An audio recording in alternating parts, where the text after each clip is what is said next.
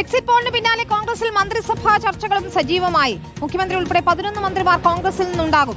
ജാതി മത സമവാക്യങ്ങൾ പരിഗണിച്ചാണ് മന്ത്രിസഭാ രൂപീകരണം ഉണ്ടാവുക. ബോർഡ് കോർപ്പറേഷൻ സ്ഥാനങ്ങളും ലക്ഷ്യമിട്ട് നേതാക്കൾ ചരടുവലി തുടങ്ങിയിട്ടുണ്ട്. ഭരണം ലഭിച്ചാൽ മന്ത്രിസഭയിൽ ഇടം പിടിക്കാനുള്ള തിരക്കിട്ട നീക്കങ്ങളാണ് നേതാക്കൾ നടത്തുന്നത്. ജാതി സമവാക്യങ്ങളും പ്രാദേശികവാദങ്ങളും പരിഗണിച്ചാണ് മന്ത്രിസഭ രൂപീകരിക്കുക. തിരുവനന്തപുരത്ത് നിന്നും മുൻ മന്ത്രിമാരായ കെ മുരളീധരനും VS ശിവകുമാർ മന്ത്രിസഭയിൽ ഇടം പിടിച്ചേക്കും. കൊല്ലത്ത് നിന്നും ബിന്ദു കൃഷ്ണ, PC വിശ്വനാഥ് എന്നിവർക്കാണ് സാധ്യത.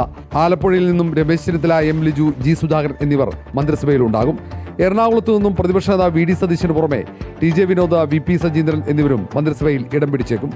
തൃശൂരിൽ നിന്നും മുതിർന്ന നേതാവ് TN പ്രതാപൻ മന്ത്രിയാകുമെന്ന് ഉറപ്പാണ്. 2 വട്ടം മന്ത്രിയായ AP അനിൽകുമാർ ഇത്തവണയും മന്ത്രിസഭയിൽ ഇടം പിടിക്കും.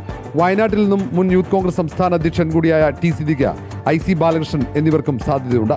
KPC അധ്യക്ഷൻ സണ്ണി ജോസഫിന് മന്ത്രിസഭയിൽ പ്രധാന വകുപ്പ് ലഭിക്കും. കാസർഗോഡ്, കോഴിക്കോട്, പാലക്കാട്, ഇടുക്കി, പത്തനംതിട്ട ജില്ലകളിൽ നിന്നും കോൺഗ്രസ് മന്ത്രിമാർ ഉണ്ടാകാൻ സാധ്യത കുറവാണ്. മുതിർന്ന നേതാവ് തിരുവഞ്ചൂർ രാധാകൃഷ്ണൻ സ്പീക്കർ പദവിയിലേക്ക് പരിഗണിക്കപ്പെട്ടേക്കും. അതേസമയം ഭരണം ലഭിച്ചാൽ കോർപ്പറേഷൻ ബോർഡ് ചെയർമാൻ പദവികൾ ലഭിക്കാൻ KPCC, DCC ഭാരവാഹികൾ ശ്രമം തുടങ്ങിയിട്ടുണ്ട്. റിപ്പോർട്ടർ, തിരുവനന്തപുരം.